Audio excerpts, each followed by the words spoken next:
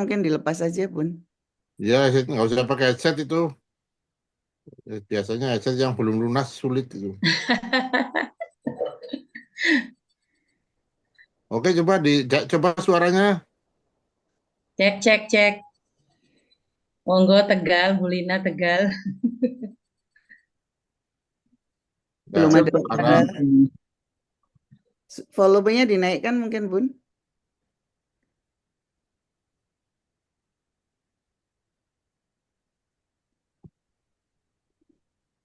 Atau mungkin Bunda Siro dulu yang memulai, nanti kalau Bunda Lina sudah aman dilanjut. Siapa lagi penggantinya yang langsung cespleng? Monggo Bunda Siro. Baik, bentar Pak.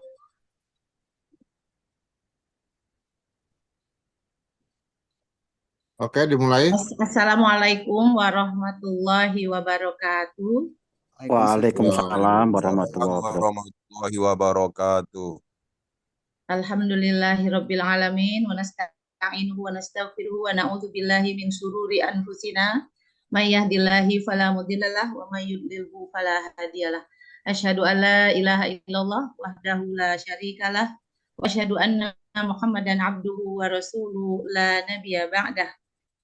Prof Imam yang saya hormati, Prof Abrar Saleng sebagai pemateri hari ini, Bunda Izuki, Bu Aprilia, Bu Silvi, Cak Monali, Bu Lina yang sedang berusaha untuk mengeluarkan suara. Mudah-mudahan hari ini kita berjalan lancar. Mohon maaf saya karena baru sholat ini, jadi rencananya berada di balik layar, tapi sekarang harus nongol ini. Salam dari Kota Palembang, saya Siti Rohimah, hari ini bertugas sebagai VIT. Materi kita pada hari ini akan disampaikan oleh Prof. Abrar Saleng dari Universitas Hasanuddin. Beliau akan menyampaikan materi tentang korelasi ibadah puasa dengan kepatuhan hukum. Pastilah nanti akan banyak yang akan beliau sampaikan dan kita mudah-mudahan akan dapat mengambil ilmu dari sini. Petugas kita hari ini adalah Ananda Kurnia, mahasiswi dari Unsik. Itu akan membacakan tilawah, mengambil surat Toha ayat 55. Baik Bapak Ibu, karena waktu sudah menunjukkan pukul 5:06, kita mulai saja untuk mengambil keberkahan dari Allah Subhanahu wa Ta'ala. Kita mulai acara kita pada hari ini dengan mengucapkan basmalah. Bismillahirrahmanirrahim. Acara selanjutnya yaitu pembacaan tilawah yang akan disampaikan oleh Ananda Kurnia kepada Kurnia dari Unsik Wonosobo ya, kami persilakan. Assalamualaikum warahmatullahi wabarakatuh. Saya Karunia Sarul Ramadhani dari Politeknik Negeri Tanah Laut. Izin untuk membacakan surat Toha ayat 55 beserta artinya. A'udzu billahi minasy syaithanir rajim. Bismillahirrahmanirrahim. Minha khalaqnakum wa fiha nu'idukum wa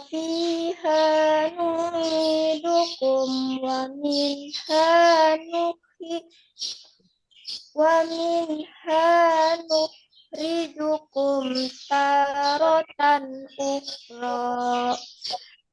Darinya tanah, itulah kami menciptakan kamu dan kepadanya lah kami akan mengembalikan kamu, dan dari sanalah kami akan mengeluarkan kamu pada waktu yang lain. Shadaqallahul azim. Yang Terima tadi. kasih kepada Ananda Kurnia, Masya Allah, yang telah melantunkan ayat suci Al-Quran. Mudah-mudahan baik yang membaca maupun kita yang mendengarkan mendapat rahmat dan berkah dari Allah Subhanahu wa Ta'ala. Mohon maaf, Amin ya rabbal alamin. Selanjutnya adalah pencerahan dari sensei kita, dari Prof. Imam Robandi. Bu Lina sudah masuk ya. Nah, kepada Prof. Imam langsung saja dipersilahkan. Oke, assalamualaikum warahmatullahi wabarakatuh. Waalaikumsalam warahmatullahi wabarakatuh. Prof. Abrar yang saya hormati, Ibu Bapak semua, Mbak Karunia dari Politeknik Tanah Laut. Ya, bagus sekali bacaannya. Tetapi terus belajar ya membacanya ya. Nanti diulang-ulang makhrajnya dan lain-lain. Hari ini ya kita berbahagia lah setiap pagi dapat berjumpa di acara yang sangat mulia ini, di majelis yang sangat mulia ini, dan kami sangat terhormat Prof. Abrar dapat hadir. Ini yang sering salah itu, kata hadir itu untuk orang lain, bukan untuk diri sendiri. Ya misalnya Bapak Camat telah hadir, Bapak Gubernur telah hadir, Bapak RT telah hadir. Tapi bukan untuk kita, saya hadir bukan. Kalau saya ada, sudah datang. Seperti kalau orang Jawa itu rawuh gitu. Pak Prof. Abrar sudah rawuh, tapi bukan untuk diri kita. Aku sudah rawuh gitu nggak boleh. Nah itu sesuatu yang sangat apa namanya kalau bahasa itu rasa. Ya. Jadi walaupun robot dapat berbicara, tapi rasanya kan belum tentu ada. Yang kedua, terima kasih ke panitia ini. Panitianya luar biasa ini Prof. Abrar. Ya, jadi ini ketua chair bukan chairman ya, chairwoman namanya. Chairwoman-nya itu Dokter Izuki ini dokter kita itu luar biasa. Jadi mengerahkan panitia jumlahnya 100 pasukan ya dari Sabang sampai Merauke di otak-atik ya. Sehingga setiap pagi lancar. Ya. Di samping itu juga di samping ada Mapara tetap setiap Jumat malam kita ada kajian spesial Jumat malam. Itu panitianya berbeda lagi Prof. Abrar. Nah, ini hostnya di Malang, hostnya yang menguasai Zoom itu ada Ustadz Munali dan Mbak Silvi dan disupport sama ibu-ibu yang lain dan bapak-bapak. Ya. Ada dari ini tadi yang tidak terdengar suaranya ada yang Bu Rohimah dari Palembang, Bu Lina dari Tegal, terus macam-macam dari Sabang sampai Merauke ada semua. Yang ketiga, kita nanti akan menyimak ya karena Prof. Abrar adalah pakar hukum. Ya. Jadi nanti coba kita lihat hukum paling ringan-ringan kan hukum di sekitar kita lah. Hukum kalau bahasa kecil-kecilan kan peraturan ya, peraturan. Kalau di rumah ada hukum, ada peraturan walaupun tidak ada pasalnya. Misalnya kalau ruangan ber-AC ya ditutup pintunya. Kalau sudah keluar dari kamar mandi ya keluar di toilet ya lampunya dimatikan. Itu hukum-hukum yang di sekitar kita yang tidak ada pasalnya tapi kita sering gregetan kadang-kadang listrik kita boros banget jadi sehingga kita itu kelabakan setiap bulan. Nah, nanti dibahas oleh Prof. Abrar, orang-orang yang beriman itu sensitivitasnya terhadap hukum itu seperti apa? Apa juga sama kita kan di Quran sering ada ya banyak sekali ya tentang ada kata la, ada kata tidak ya, janganlah dan lain-lain itu yang sudah ditulis. Itu kadang-kadang kita juga banyak error di situ. Nah, ini bulan puasa, mari kita benahi, kita tune up lah. Kalau kita akan pulang kampung kan mesti ada tune up mesinnya. Lah ini bulan puasa ini tune up sekarang dan spuring balancing untuk diri kita masing-masing. Oke, selamat datang para ibu semua. Semoga ini sudah 74 dan jangan lupa nanti petua dari Prof. Abrar ditulis ya. Ditulis syukur kalau dipublish di koran, kalau tidak disimpan, minimal disimpan sehingga akhir Mapara nanti sudah dapat diolah menjadi sebuah buku ya Amin. peradaban lah, ya, buku peradaban untuk kita bahwa Mapara 1446 itu punya kenangan yang dapat kita terbitkan dan dapat dibaca oleh banyak manusia yang tidak ikut Mapara baginya. Saya rasa itu aku qouli hadza wastaghfirullahi wa lakum. Wassalamualaikum warahmatullahi wabarakatuh. Waalaikumsalam warahmatullahi wabarakatuh.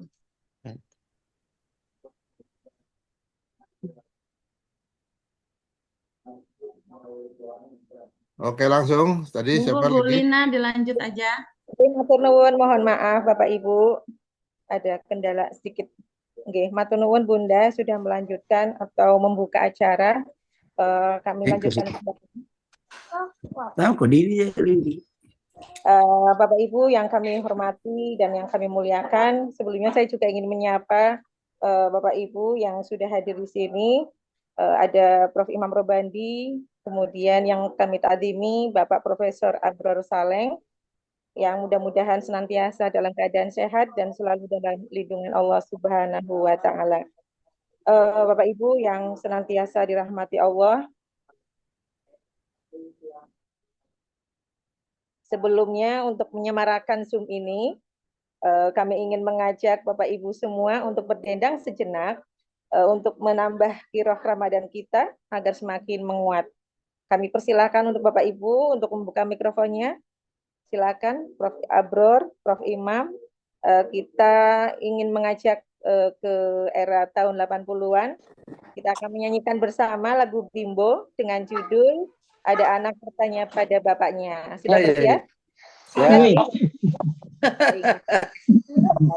Nostalgia sejenak. Mari di hitungan ketiga kita mulai ya Bunda. Ayah. Ada dasarnya apa? Apa ya Prof ya? Saya kok nggak tahu. Kita mulai dari bait Harus pertama. sama itu, tekan aja di itu. Kita mulai ya. 1, 2, 3. Ada anak bertanya pada bapaknya. Ada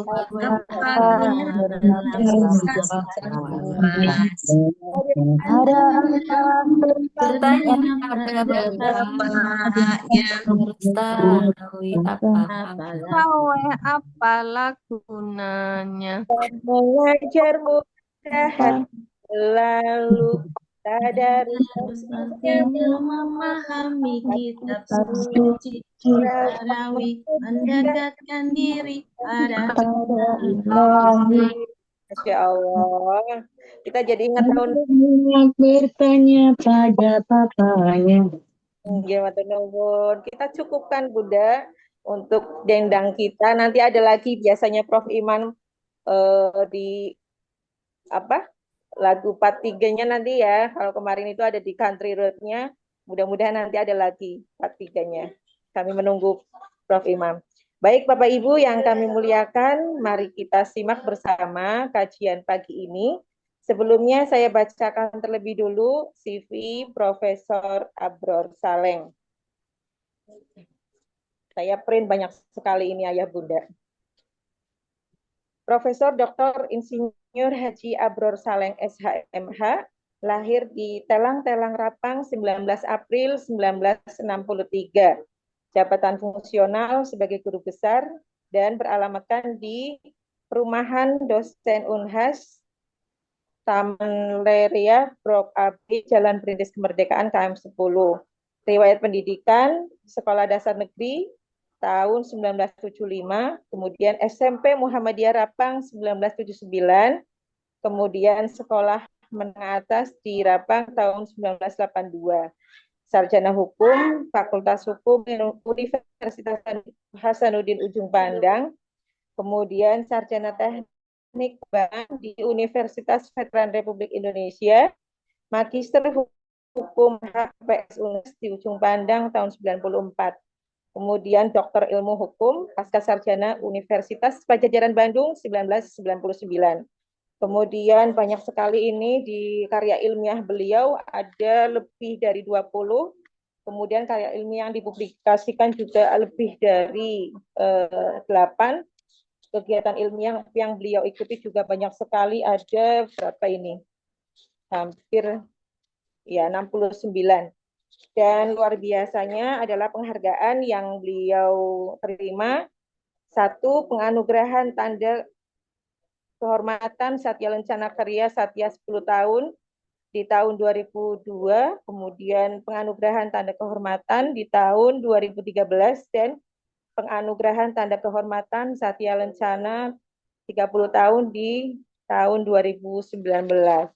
Masya Allah, luar biasa sekali, Prof.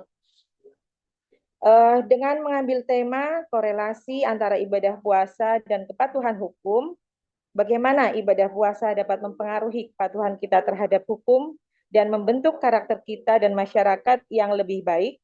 Mari kita simak dan diskusikan bersama Bapak Profesor Abror Saleng, Guru Besar Universitas Hasanuddin. Kepada Profesor Abror Saleng, kami persilahkan. Silakan. Ya, terima kasih Ibu Moderator, Ibu Lina ya. Yang saya hormati Bapak Profesor Imam Rubandi dan Ibu Dr. Iza Ifta ya. Assalamualaikum warahmatullahi wabarakatuh. Alhamdulillahirabbil alamin, wassalatu wassalamu ala asrafil anbiya'i wal mursalin wa ala alihi wa sahbihi ajmain. Amma ba'd. Pertama-tama tentu saya mengajak kita semua di pagi hari yang penuh berkah ini, kita masih diberi nikmat kesehatan, nikmat kesempatan ya, dan lebih penting lagi adalah nikmat iman untuk sama-sama hadir dan mengikuti kajian Mapara ya. Mapara adalah matahari pagi Ramadan itu ya. Saya awalnya pikir KSJ itu sudah berubah ya, spesifik Jumat malam. Ternyata Mapara ini hal yang berbeda dengan KSJM. Di KSJM saya sudah, alhamdulillah sudah 2 kali diundang oleh Prof. Imam ya. Tapi Mapara ini baru kali ini, padahal ini sudah tahun keempat atau tahun ketiga. Judul paparan saya hari ini atau sebagai sharing ya, adalah korelasi ibadah puasa dengan kepatuhan hukum ya. Kalau kita bicara tentang bulan Ramadan itu ya, maka kajian yang banyak dibahas itu adalah selain puasa tentu juga adalah amalan-amalan Ramadan kita ya. Mulai dari salat malam, tarawih ya, tadarus Al-Quran, dan tentu zakat fitrah tentu yang terakhir.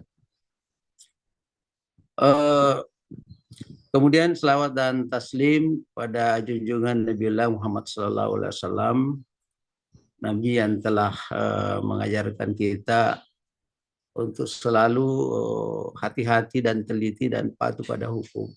Ya. Hari ini kenapa saya memilih ya kepatuhan hukum ya? Karena di Indonesia banyak orang patuh pada hukum tetapi tidak sadar hukum. Banyak orang patuh pada hukum karena ada maunya itu. Kemudian takut sama atasan atau takut sama penegak hukum. Makanya di dalam hukum itu, kalau kita bicara tentang law enforcement, penegakan hukum, di samping penegakan hukum ada juga namanya penerapan hukum. Seperti Prof. Imam tadi katakan bahwa di dalam rumah juga ada hukum, tapi penegakannya itu berdasarkan penerapan hukum, bukan ditegakkan oleh penegak hukum. Jadi penegakan hukum itu tidak mesti ditegakkan oleh penegak hukum. Penegakan hukum itu bisa juga diterapkan sendiri berdasarkan kesadaran hukum. Itulah yang disebut dengan kepatuhan hukum. Contoh misalnya kita tidak sembarang membuang sampah meskipun tidak ada yang melihat itu. Kita selalu mampu menolong orang lain meskipun tidak ada yang lihat. Kalau ada misalnya larangan parkir, larangan merokok, ya, itu kita harus patuh dengan kata-kata itu, dengan peringatan-peringatan itu. Tapi mau maaf di Indonesia ya meskipun ada tulisan no smoking ya pergi merokok di situ di bawahnya no smoking. Dilarang parkir tetap aja parkir kalau tidak ada yang larang itu. Ya. Makanya di Indonesia itu banyak sekali simbol-simbol larangan ya. Hukum itu simbol itu. Misalnya becak dilarang masuk, itu becak dicoret itu. Dilarang stop itu ya. Nah, itu contoh-contoh bahwa penegakan hukum juga bisa dengan simbol-simbol itu. Tidak mesti ada sampuritan, tidak ada mesti ada polisi dan sebagainya. Oleh karena itu kita mencoba hari ini bagaimana korelasi ibadah puasa dengan kepatuhan hukum ya. Kita semua tahu bahwa dasar hukum ibadah puasa itu adalah dalam Al-Qur'an ya. Surat Al-Baqarah 183 ya. A'udzubillahi minasyaitonir rajim. Ya ayyuhalladzina amanu kutiba alaikumus syiyam kama kutiba alal ladzina min qablikum la'allakum tattaqun.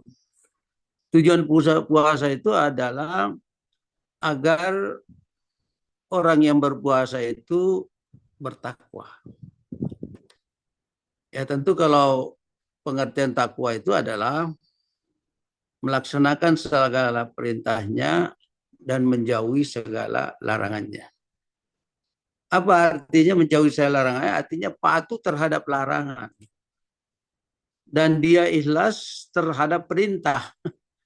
Disinilah esensi dari puasa itu. Kita menuju tatakun, ya. Tapi tidak mungkin tatakun kalau kita masih sering melanggar hukum agama. Kita mengabaikan larangan-larangan. Bahkan kewajiban kita mestinya sholat, puasa, zakat, sedekah, ya, haji dan sebagainya itu dilaksanakan. Kemudian hadis Nabi mengatakan Islam ini dibangun atas 5 pilar ya. Yang pertama adalah syahadat ya, bahwa tidak ada Tuhan yang berhak untuk disembah selain Allah, dan bahwa Nabi Muhammad adalah utusan Allah. Ini syahadat kita ini. Ya. Nah, inilah yang mau diejawantahkan itu ya, di dalam kehidupan kita. Bahwa kita ada Tuhan yang berhak disembah. Ya. Itu juga kepatuhan. Tidak musyrik. Tidak lebih percaya pada atasan. Tidak lebih takut pada atasan atau komandan dibanding dengan Allah Subhanahu wa Ta'ala. Kemudian mendirikan sholat. Saya kira orang yang sholat itu sangat tertib ya. Ya, bahkan rukun sholat itu yang terakhir tertib. Artinya orang yang sholat tapi tidak tertib ya bukan sholat itu. Kemudian menunaikan zakat. Ya. Bayar zakat. Ini juga mengajarkan kita kepatuhan. Ada namanya menghitung sendiri. Ya. menghitung sendiri harta untuk yang disakatkan. Dan sudah ada takaran-takarannya. Dan orang yang melaksanakan puasa tentu kejujuran itu ada padanya. Ya. Karena orang berpuasa itu ya menahan diri dari imsak sampai buka puasa ya. Padahal yang dilarang itu adalah hal yang halal di luar Ramadan ya. Misalnya dilarang makan minum ya. Kemudian dilarang berhubungan badan ya, suami istri. Itu kan barang-barang halal, tapi ketika sudah masuk imsak itu dilarang. Nah inilah dibutuhkan kepatuhan dan tidak ada orang yang tahu kalau misalnya dia minum, dia makan di kamar mana, apa namanya, di kamarnya sendiri. Ya. Dan ini nanti kita melihat bahwa apakah kita ini berpuasa selama 1 bulan dan melaksanakan segala amalan Ramadan. Itu kita bisa mewujudkan dalam kehidupan keseharian kita di luar Ramadan untuk patuh sama dengan patuhnya ketika kita puasa terhadap aturan-aturan dan larangan-larangan yang disebutkan di dalam puasa itu. Kemudian ini urgensi pada puasa pertama, meningkatkan ketakwaan kepada Allah Subhanahu wa taala. Menahan diri dari makan minum itu ya. Dan hawa nafsu individu yang terpacu untuk lebih taat dan mendekatkan diri. Nah, ini artinya ketakwaan itu kita tidak melanggar itu karena kita yakin bahwa ada yang melihat, ada yang mengawasi kita. Itu Allah Subhanahu wa taala. Nah, oleh karena itu apakah kita mampu misalnya dalam hukum negara seorang pejabat misalnya ketika mau menandatangani itu anggaran yang berpotensi untuk mencuri atau korupsi kerugian negara, itu apakah nilai-nilai puasa itu yang tadi bahwa tidak ada sebab kita bisa makan, kita bisa minum, tapi kita tahan. Karena kita yakin bahwa begitu kita makan dan minum, itu puasa kita batal. Dan kita tidak pernah menjadi orang takut. Apakah prinsip-prinsip itu atau tekad yang ada dalam diri kita ketika berpuasa juga bisa memengaruhi perilaku-perilaku kita misalnya di keseharian kita. Tidak curang ya, tidak mengambil haknya orang dan sebagainya. Kemudian yang kedua, melatih kesabaran. Ini juga penting ya dalam puasa. Selama berpuasa kita dilatih untuk menahan diri dan berbagai godaan. Sehingga meningkatkan kesabaran dan kemampuan pengendalian diri. Ini contoh ya yang saya lihat di masyarakat Indonesia ya. Mohon maaf ini. Kalau ada orang lagi antri ya, antri. Atau misalnya mau store uang di bank, atau mau ambil uang di bank, atau check-in di bandara, atau ke antri untuk dapatkan gas LPG, atau bantuan apa langsung tunai itu, ya, atau ke sembako ya itu. Ya. Nah, ini orang-orang berpuasa itu dilatih kesabarannya. Tetapi ada orang sedang berpuasa, dia nyerobot antrian itu. Jadi ini ada dua pemandangan yang itu ya. Dalam dirinya berpuasa dia melatih kesabaran untuk menahan diri dan ada pengendalian diri, tapi ketika di masyarakat dia lupa. Terutama yang tidak bisa sabar itu adalah pejabat itu ya. Kadang kita macet tapi tetap aja dia mau nyerobot itu dengan pakai apa namanya koridor itu ya. Serina-serina itu. Ya. Dan itu kadang kita dikiburi juga itu ya. Dan saya tidak tahu di mana dasar hukumnya itu kalau pejabat harus didahulukan. Saya sampai hari ini bingung itu ya. Padahal sama-sama punya kepentingan, sama-sama bayar one tol, sama-sama punya tiket yang mendesak.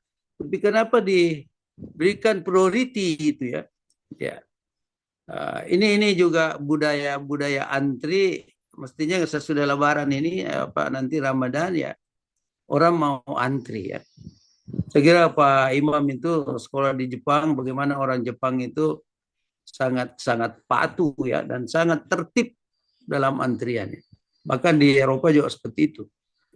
Tapi orang Indonesia juga kalau ke luar negeri ya patuh juga. Tapi begitu kembali ke Indonesia sudah mulai kambuh lagi ketidakpatuhannya pada aturan-aturan yang itu tadi, misalnya salah satunya antri ya. Kemudian yang ketiga, meningkatkan kesehatan fisik. Ya ini saya kira mudah-mudahan kita hari ini alhamdulillah semua sehat ya. Lalu ada hadis Nabi mengatakan berpuasa itu adalah sehat ya. Mutasafiw gitu ya. Ini bagi orang-orang yang sudah berumur ya, itu juga dibutuhkan kesadaran dalam menjaga makanan dan sebagainya ya. Supaya kita selalu tetap bugar ya, meskipun umur sudah misalnya bertambah jumlahnya. Kemudian yang keempat, mengontrol lisan. Nah, ini yang saya katakan tadi, puasa menahan diri, makan minum ya, kemudian menjaga hawa nafsu untuk tidak melakukan hubungan suami istri dan sebagainya. Itu hanya puasa yang biasa ya. Tapi kalau sudah mengontrol lisan, itu sudah puasa plus itu ya. Artinya kita tidak bisa lagi melakukan gosip ya, kita cerita-cerita kejelekan orang lain ya. Kita tidak mengeluarkan kata-kata yang tidak produktif atau tidak menjaga yang kontraproduktif ya. Kita tidak dusta ya. Kita tidak lagi hobi menyakiti orang lain atau bangga menyakiti orang lain. Ini penting sekali dalam kesadaran kita ya, bahwa mengontrol lisan itu penting ya. Dan ini dalam kalau hukum itu ada dulu istilah ya, mulutmu adalah harimau ya. Ya. Artinya gara-gara lisanmu itulah yang membuat kau menderita itu dalam hukum ya. Bahkan sekarang ini hati-hati dengan undang-undang ITE ya. Kita melakukan fitnah atau menyebarkan kebencian kepada orang lain, kita bisa dihukum ya. Kalau dulu nggak ada itu karena tidak ada medianya ya. Tapi sekarang ini ya mohon maaf, terutama di WA group, hati-hati ya. Nah, kalau kita menghujat orang atau ada kebencian pada orang atau cerita kejelekan orang, kita bisa dilaporkan polisi dan proses sebagai penghinaan. Pasal-pasal penghinaan di dalam undang-undang ITE. Nah, jadi ini saya mengingatkan ibu-ibu ya, bapak-bapak yang punya WA group, tolonglah menjaga ya, menjaga dan sangat hati-hati untuk tidak mengeluarkan kata-kata yang bisa berpotensi orang tersinggung ya, menyakiti orang lain. Dan orang Indonesia hari ini gampang sekali tersinggung gitu ya. Ya. Apalagi kalau sudah mulai ada kepentingan yang berbeda. Kecuali dalam pilkada biasanya itu ya sering yang tadinya susah senyum ya menjadi mudah senyum karena mau dipilih dan sebagainya. Jadi ada perubahan terhadap karena adanya kepentingan. Kemudian yang kelima adalah menumbuhkan rasa empati. Nah, ini juga di dalam puasa dan kita merasakan lapar dan haus, tentu kita selalu berpikir bagaimana orang ya atau keluarga atau saudara kita yang tidak beruntung, bukan saja dalam bulan Ramadan dia bisa menahan lapar dan haus, tetapi sepanjang tahun. Jadi kita ini di dalam itu juga harus berkeinginan untuk membangun. Jadi ini juga adalah kepatuhan kita untuk selalu memiliki rasa empati, ya, rasa soliditas, dan sebagainya. Ya. Karena ini kita dibutuhkan pintar merasa, ya, bukan merasa pintar, pintar merasa. Dan kita harus mampu memosisikan diri ketika kita berada di lingkungan masyarakat. Ketika kita mengatakan bahwa kamilah yang kira-kira memiliki kemampuan itu, kita yang menjadi pengayom mereka, menyantuni mereka, dan seterusnya. Jangan dibalik, ya. Meskipun dia berada di orang-orang yang tidak mampu, selalu mau dikasih, ya. Dan itu mental pejabat kita selalu berharap dikasih, ya. Padahal mestinya dia mengasihi orang dan dia berbagi kepada orang-orang yang dipimpinnya. Tapi terbalik, dia minta anak buahnya untuk membagi ke dia, ke pimpinannya itu.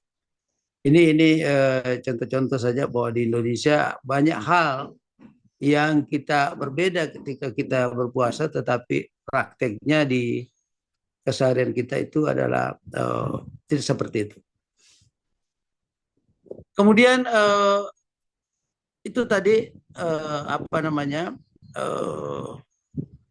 apa yang kita harapkan dari puasa. Sekarang ukuran keberhasilan puasa, ya. Tentu pertama kita memiliki konsistensi dalam menjaga salat 5 waktu. Nah, ini juga ada kepatuhan di sini, ya. Jadi sesungguhnya batas antara seseorang dengan syirik dan kufur adalah salat. Jadi kita harus memiliki komitmen, konsistensi, ya, salat 5 waktu. Dan ini juga persoalan disiplin di Indonesia itu, terutama disiplin waktu, ya. Kita tidak malu-malu kalau kita diundang rapat atau Zoom, tapi selalu terlambat, ya. Jarang saya lihat, terutama yang pimpinan, ya. Pimpinan itu selalu ditunggu itu, ya. Tadi bagus sekali ini Prof. Imam malah duluan masuk, ya. Jadi itu contoh pimpinan yang bagus. Dia memberi teladan, ya, role model bagi orang yang dipimpinnya, ya. Dan kita sekarang, ya, mohon maaf, defisit, ya, defisit role model. Banyak role model tapi role model tidak bagus itu. Nah, oleh karena itu saya berharap Mapara ini betul-betul adalah kajian yang wilayahnya seluruh Indonesia, ya, luar biasa, ya. Dan bahkan Mapara tahun ini saya lihat narasumbernya semua profesor, ya. Luar biasa ini. Biasanya acara yang narasumbernya semua profesor itu adalah Dewan Profesor itu, ya. Tapi baru kali ini, ya, ada acara di luar Dewan Profesor, narasumbernya semua profesor. Selamat buat Prof. Imam ini. Berarti Mapara rasa Dewan Profesor itu. Iya.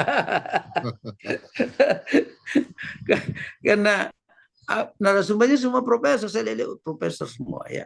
Dan profesor ini dari berbagai bidang, dari berbagai universitas, dari berbagai organisasi profesor, ada dari API, ada dari Majelis DGBI, ada DGB, ya. NBH. Ya. Kalau saya sama Prof. Imam masuk di tiga-tiga ini, jadi luar biasa, ya. Mudah-mudahan ini ke depan Mapara ini semakin ini, bukan saja di rumah, mungkin bukan saja Mapara, ya, bukan matahari pertama Ramadan saja, ya. Yang kedua, meningkatnya rasa takut kepada Allah Subhanahu wa taala. Inilah yang paling esensial sebenarnya dalam puasa itu, bahwa kita ini harus ada rasa takut. Selalu orang mengatakan orang takwa itu takut pada Allah, ya. Oleh karena itu kalau kita takut pada Allah, berarti kita juga akan patuh terhadap hukum negara, hukum agama, bahkan hukum masyarakat, ya. Kemudian meningkatnya takwa kepada Allah. Saya sudah katakan tadi, ya.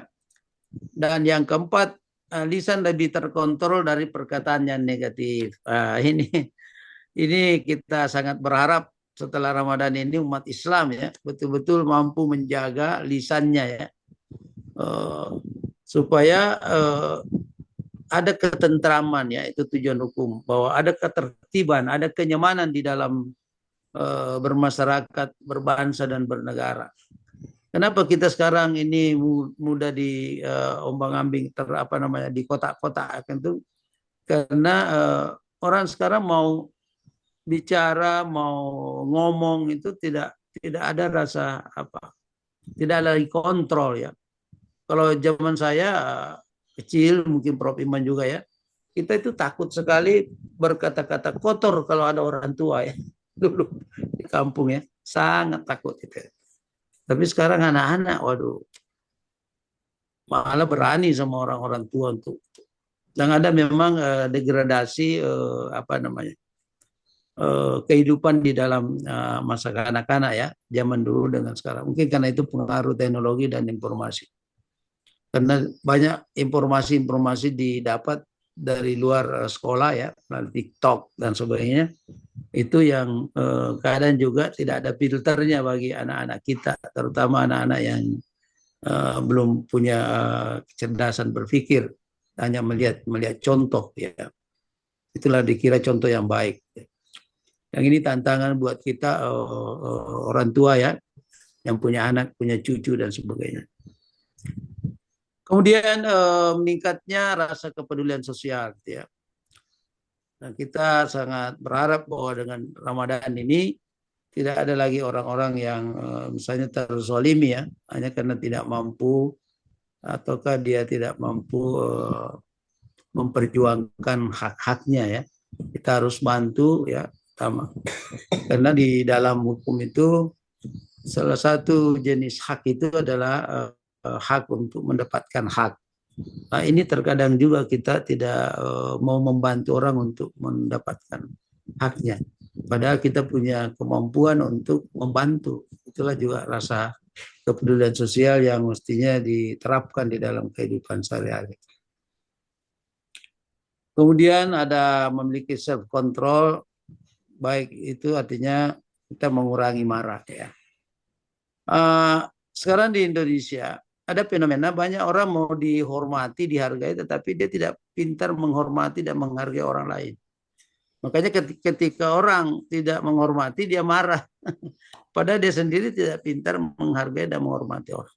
Ini contoh-contoh saja bahwa dalam kehidupan kita banyak yang kita lakukan dari ibadah puasa itu, hikmah puasa, tetapi ketika di dalam masyarakat kita tidak mampu mengejawantahkan atau mewujudkan nilai-nilai itu. Ya. Kemudian yang terakhir, bahwa di dalam bulan Ramadan juga kita melatih diri untuk selalu tertib, membaca, mentadabburi Al-Quran dan tentu juga membaca isi kandungan Al-Quran. Ya. Dan dulu kita ya pada zaman dulu di kampung orang berlomba-lomba baca Al-Quran dan bahkan selalu mengatakan saya sudah 2 kali tamat, 3 kali tamat. Tapi setelah sekarang ini banyak orang yang menganggap biasa saja itu membaca Al-Quran. Padahal banyak janji-janji Allah dalam Al-Quran katakan siapa yang membaca Al-Quran maka kuburannya nanti akan disinari dengan terang gitu ya, oleh Al-Quran, bacaan Al-Qurannya. Dan orang yang dirundukan surga itu adalah orang yang rajin baca Al-Quran. Kemudian sebelum berakhir, ini ada korelasi antara hikmah ibadah puasa dan kepatuhan hukum. Pertama, kita disiplin dalam pengendalian diri. Ini yang paling penting, Pak. Pengendalian diri bukan saja di masjid, di rumah, tetapi kita bisa mengendalikan diri dan menghormati aturan yang berlaku ya. Jadi kita melatih kesabaran, disiplin dalam mentaati aturan. Bahkan tanpa pengawasan. Nah ini. Sekarang ini semakin banyak pengawas, semakin banyak pelanggaran itu ya. Ada KPK, ada jaksa, ada polisi, tetapi tidak mengurangi orang korupsi, Pak. Jadi ada tidak berbanding terbalik ya. Malah sekarang berbanding lurus ya. Semakin banyak bentukan pengawas-pengawas, semakin banyak pelanggaran hukum. Mestinya berbanding terbalik. Semakin banyak pengawas, mestinya kurang pelanggaran hukum. Karena nggak ada, Pak. Yang kedua, menanamkan kesadaran etika dan moral. Nah, ini berkaitan dengan etika. Terkadang kita punya kesadaran etika dan moral, tetapi kita tidak punya keberanian moral itu ya. Jadi kalau kita bicara tentang hukum, ada pertama itu ada jujur ya. Jujur itu artinya tidak dusta ya. Kemudian terus terang ya, terang terus ya. Dan ini mempengaruhi sifat-sifat yang lain, misalnya kita harus adil, kita harus otentik ya, keaslian ya. Ini juga banyak merusak kita di masyarakat Indonesia karena dia bertindak bukan aslinya ya. Dia kemampuannya misalnya 2, dia mau bertindak kemampuannya 4. Makanya itulah banyak orang korupsi Pak. Penghasilannya 10, maunya 25 itu ya. Pastinya dibalik. Penghasilannya 25 ke mauannya 10, itu baru normal. Tapi sekarang terbalik. Jadi dia baru eselon 2, eselon 1, eselon 3 atau eselon 4 dia sudah mau seperti eselon 1. Nah, ini menanamkan kesadaran etika dan moral. Etika ini ya tentu yang berkaitan dengan kebiasaan kita di masyarakat. Jadi kesadaran moral ini mendukung kepatuhan terhadap hukum yang bertujuan untuk menjaga ketertiban sosial. Kemudian yang ketiga, mengontrol hawa nafsu dan menghindari pelanggaran hukum. Banyak pelanggaran hukum terjadi akibat ketidakmampuan seseorang mengendalikan hawa nafsu. Mungkin Bapak sering dipertontonkan ada suami nembak istrinya ya, ada istri bakar suaminya, bahkan ada ibu yang menganiaya anaknya dan itu karena hawa nafsunya ya. Hanya persoalan kecil dari WA dari suaminya, ada Facebook dan sebagainya, itu dia tidak bisa kendalikan, akhirnya berakhir pada tindak pidana yaitu pembunuhan dan sebagainya. Ini contoh-contoh saja bahwa kalau kita setelah puasa ini mampu mengontrol hawa nafsu, tentu kita berharap semakin kurang pelanggaran hukum. Tapi banyak sekali hal-hal yang sekarang di luar nalar kita, seperti misalnya anak membunuh orang tuanya, ya, nenek mencabuli cucunya dan sebagainya. Ini kan semua kena hawa nafsu yang tidak terkontrol ya. Kemudian membentuk karakter yang bertanggung jawab. Orang yang berpuasa dengan baik akan memahami bahwa setiap tindakan memiliki konsekuensi. Yaitu kesadaran ini mendorong seseorang untuk lebih bertanggung jawab pada perbuatannya.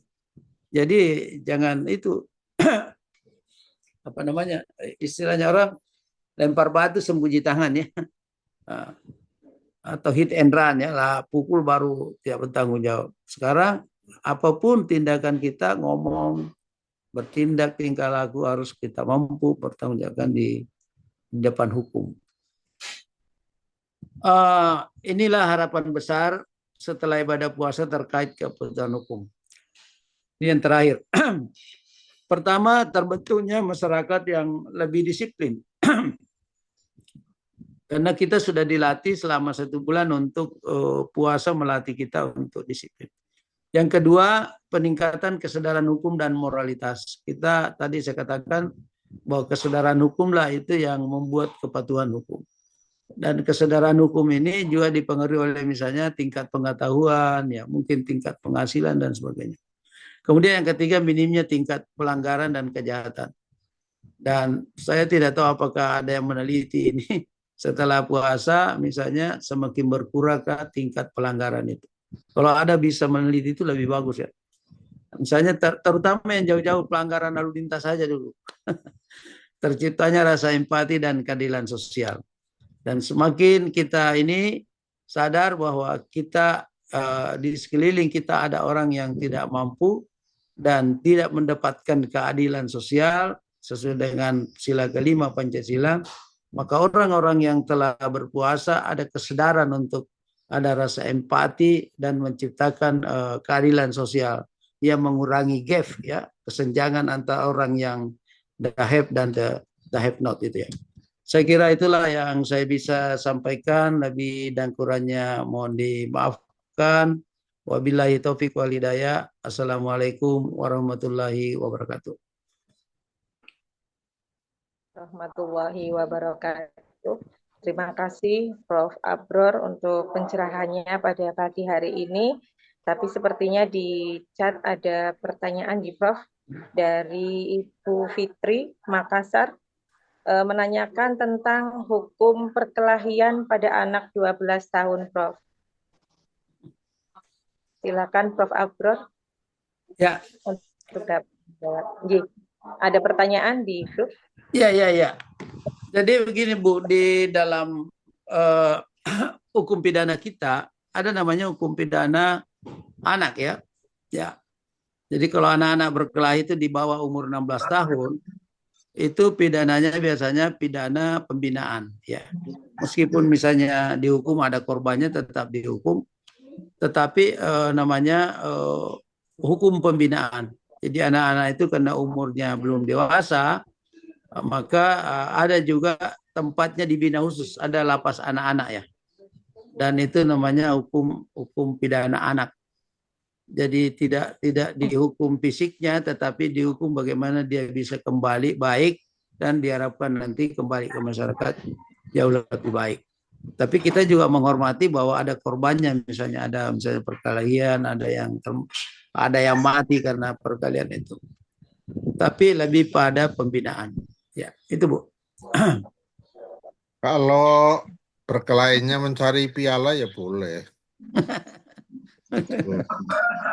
Di Porda itu.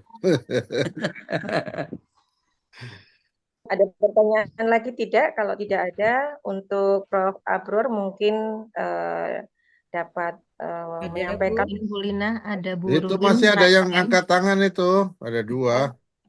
Tadi ada 2 ini. Oke. Ada yang raise hand, Bu Lina. Yang raise hand ada 2 itu. Pertama Bu Rurin, kedua Bu Febrianti dari Makassar. Jadinya nggak kelihatan ini. Sebentar. Oke, Bu Fitri, tadi mana ya? Oh, Bu Rurin nggak ada jadi. Bu Rurin aja Pak Prof. Bu Rurin dulu silakan. Terima kasih. Terima kasih Bu Lina, Prof. Imam, dan juga Prof. Abror. Assalamualaikum warahmatullahi wabarakatuh. Saya Rudin Farida dari Bangkalan. Ada beberapa hal yang ingin saya tanyakan, masih ada 5 menit, ini mohon izin. Prof. Abror tadi panjenengan mengatakan juga bahwa di Indonesia itu orang Indonesia ketika ada di luar negeri itu bisa patuh. Tapi kalau balik ke sini lagi, balik lagi. Nah, kira-kira faktor penyebabnya itu apa ya, Prof? Itu mungkin panjenengan sudah melakukan penelitian. Kemudian yang kedua, kita tahu bahwa hari-hari ini kita banyak disuguhi, dipameri ironi yang luar biasa. Kalau tadi harusnya puasa bisa menjadikan seorang bisa mengendalikan diri, kontrol dirinya bagus. Tapi hari ini kita juga tahu bahwa banyak sekali pelaku-pelaku kriminal atau pelaku-pelaku korupsi kejahatan itu justru orang yang harusnya menjadi teladan. Ya, kita tahu sendirilah kalau di kemarin Pertamina bukan kaleng-kaleng, itu bosnya langsung. Padahal harusnya kan dia memberikan teladan yang baik. Kira-kira seperti itu berarti puasanya gagal atau gimana itu, Prof? Dan apa yang nah itu kan juga banyak sekali peristiwa-peristiwa juga kalau tadi hari ini orang harusnya mempunyai yang ketiga itu empati. Tapi pada kenyataannya di lapangan kalau hari ini kalau kecelakaan, Prof, itu orang banyak sibuk yang video, yang moto, yang nolong nggak ada. Nah, itu juga merupakan fenomena yang sangat-sangat viral ya di Indonesia tuh kali ini seperti itu. Dan kita juga bingung ini kira-kira cara mengatasinya seperti apa, karena sudah menjadi semacam hal-hal yang bisa dikatakan menjadi habit, banyak seperti itu. Dan banyak juga hal-hal di luar nurul kalau bahasanya, di luar nalar, yang pelaku-pelaku kejahatan justru orang-orang yang mungkin tingkat religiositasnya tinggi, kayak pelaku yang di pesantren yang melecehkan santrinya, atau seperti tadi itu yang justru orang tua yang melecehkan anak kandungnya, kemudian juga nenek yang tadi yang kasus-kasus yang panjenengan ceritakan itu sekarang justru semakin banyak dan melebar di Indonesia. Kira-kira hal terbaik apa ya, Prof, agar ini tidak semakin ke depan tuh semakin parah gitu. Mungkin seperti itu. Terima kasih banyak, Prof, atas waktunya. Assalamualaikum warahmatullahi wabarakatuh. Berikutnya Bu Fitrianti dari Makassar. Assalamualaikum warahmatullahi wabarakatuh. izin Prof, tadi sudah saya yang chat di grup tentang Oh, yang perkelahian anak Prof. Kebetulan anak oh saya gitu. itu Prof. Iya Prof. Dan Iya. yang saya ini mau tanyakan Prof, apakah memang berulang-ulang ketika dipanggil ke kepolisian begitu Prof? Gimana? Nggak jelas pertanyaannya yang berulang-ulang. Ini Prof, kan perkelahian antara anak 12 tahun dengan 10 tahun Prof. Oh gitu. Sebenarnya sama-sama luka. Oh. Anak saya luka di bagian belakang, kemudian temannya itu luka di bagian mata. Bedanya temannya ini dia melaporkan ke polisi Prof. Oh gitu. Karena ya gitu-gitu saya dulu kecil biasa berkelahi gitu-gitu. Iya Prof, dulu kita juga sering berkelahi Pok. Prof, cuma tidak sampai ke kepolisian. Kalau ini sekarang ya dan terjadi sama anak saya Prof. Dan saya mau tanyakan itu tadi tentang hukumannya dan Oke, ternyata cukup. sudah Udah paham. dibahas ini, Udah Prof. Iya. paham. Oke, silakan Prof. Abrar. Ya, terima kasih Ibu Fitri dan Ibu siapa lagi sih? Ya, Ibu Rurin ya. Nurin, Ya. Prof. Yang pertama, kenapa orang Indonesia kalau di luar negeri patuh, di dalam negeri nggak patuh? Karena di Indonesia itu keadilan bisa dibeli. Kita bisa beli pejabat. Kita bisa beli penegak hukum. Kalau di sana ya dihukum. Mencuri dipotong tangannya kalau di Arab Saudi ya. Tidak ada ampun. Biar anak pejabat dan sebagainya. Kemudian kedua, kenapa yang mestinya menjadi teladan ya, tetapi dia melanggar hukum karena itu tadi Bu, dia merasa ada asumsi yang katakan sedangkan kepala dinas tidak dihukum, apalagi saya gubernur. Jadi itu selalu bahwa semakin tinggi tingkatannya itu semakin tidak bisa dihukum ya. Sehingga sekarang orang termotivasi untuk melanggar itu ya, melanggar hukum terutama yang pejabat. Ya. Kemudian yang ketiga, ini kepedulian sosial juga kita. Ini sangat berkurang ini karena kita sudah tidak meninggalkan lagi hukum adat kita, Pak. Bu. Ada hukum Indonesia yang ditinggalkan yaitu hukum adat. Orang-orang kampung itu yang dibesarkan dengan perilaku hukum adatnya itu sangat peduli tentang itu. Dan mohon maaf, hukum nasional kita itu hukum adat salah satu pilar hukum nasional, tetapi sering sekarang sudah ditinggalkan. Kita lebih banyak meniru hukum-hukum dari luar, Bu. Kenapa dari luar? Karena mereka bawa uang ke sini investasi. Dia bawa investasi, tetapi dia juga mau dipakai hukumnya. Dan itulah hukum yang banyak yang berkaitan dengan hukum ekonomi, Bu. Ya. Nah, tapi banyak pada kalau mau beri untung kita terima, kalau tidak ada untung ya mohon maaf. Nah, inilah kepedulian sosial kita nggak ada lagi. Untuk Ibu Fitri, saya kira kalau perkawinan anak itu Bu di bawah 16 tahun itu tidak ada pidana badan, tapi kalaupun ada misalnya pidana itu hanya untuk menjaga supaya tidak diamuk oleh keluarganya, tapi itu dalam rangka pembinaan. Itu namanya ditahan untuk diamankan saja ya. Nah, apalagi kalau misalnya ada yang meninggal dan sebagainya, supaya keluarga korban itu merasa diperlakukan adil, yang bersangkutan harus ditahan dulu, tapi bukan dihukum penjara, namanya hukum dalam rangka pembinaan itu ya. Dan memang sekarang ini juga era kita sekarang sedikit-sedikit polisi, Pak. Sedikit-sedikit polisi, terutama yang punya uang. Jadi kalau tidak ada uang nggak lapor polisi, tapi yang punya uang ya. Maka ada di Bantaeng itu ya guru jewer anak muridnya. Kebetulan anak yang dijewer itu anak polisi, dilapor gurunya. Padahal untung ada putusan Mahkamah Agung sekarang yang baru mengatakan guru yang melakukan tindakan misalnya memukul anak-anak tapi dalam rangka pembinaan itu tidak boleh dihukum. Dalam rangka pendidikan, pembinaan dan mendidik anak-anak itu tidak boleh dihukum. Meskipun dijewer, ditempelin dan sebagainya. Kalau dulu kita dijemur ya, bahkan disuruh berdiri sekian berjam-jam itu ya. Dan tidak ada dulu orang tua yang melapor karena memang sadar insaf bahwa hukuman yang seperti itu bisa membuat karakter anak-anak itu bahwa melanggar hukum itu berbahaya. Tapi sekarang anak-anak termotivasi melanggar hukum, terutama anak-anak yang punya orang tua yang punya uang, punya jabatan dan sebagainya. Karena dia bilang bapak saya bisa beli penegak hukum, bisa beli dan saya mau maaf. Ini kita harus sampaikan secara apa namanya supaya mereka juga paham. Oh, masyarakat sudah paham seperti itu. Makanya sekarang kalau ada orang mau berperkara langsung bertanya ada uangnya enggak? Kalau tidak uang enggak usah itu. Karena hukum itu katanya hanya adil kalau sama-sama orang miskin ya. Tapi kalau sudah ada apa namanya yang beda-beda klaster, itu orang sudah bisa baca.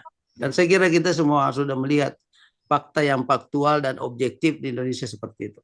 Terima kasih ya Bu Rurin dan Ibu Fitri. Terima kasih, Bro. Terima kasih banyak, Prof. Ada sebuah cerita dulu waktu saya kecil itu. Anak-anaknya bandel itu, dia diberi hukuman suruh mengejar ayam, coba suruh nangkep. Itu sampai sekolahnya kelasnya bubar, ayamnya nggak ketangkep itu. Karena ayamnya sangat liar. Gurunya kreatif itu. Dihukum kok menangkap ayam liar, coba kan sulit. Nah, sekarang diprotes sama ibunya, Bro. Bapak Ibu, karena waktu sudah menunjuk pukul 6 lebih, Ya. berikutnya untuk Profesor Abror untuk memberikan closing statement, kami persilahkan, Bu, Prof.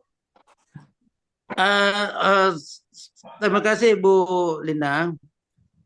Yang pertama terima kasih pada Prof Imam ya sudah undang saya dan saya kira kajian ini bagus karena dilibatkan berbagai disiplin ilmu dan kajian ini kalau perlu ditingkatkan jangan cuma bulan Ramadan aja Pak.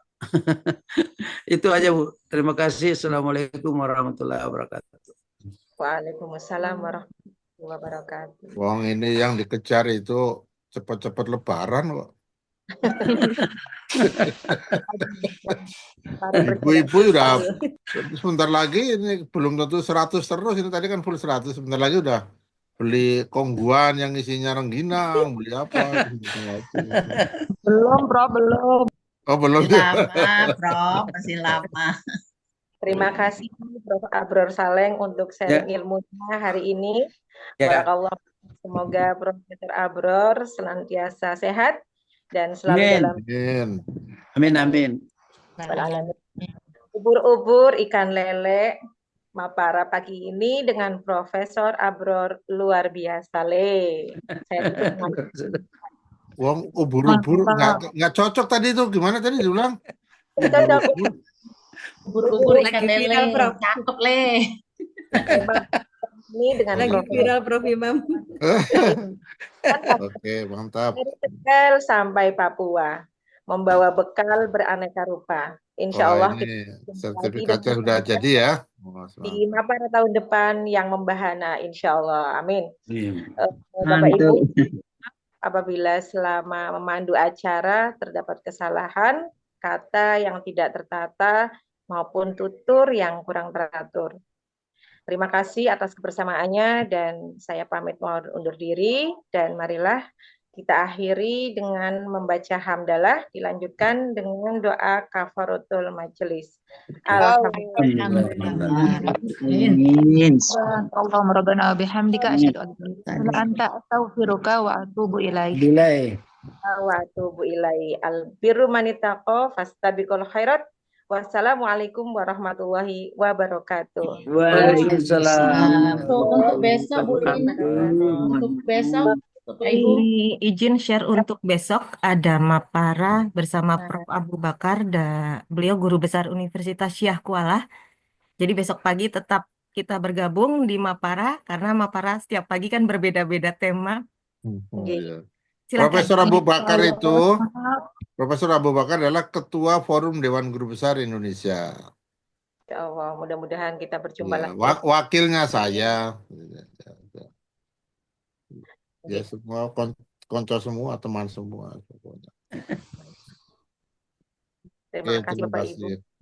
Ya.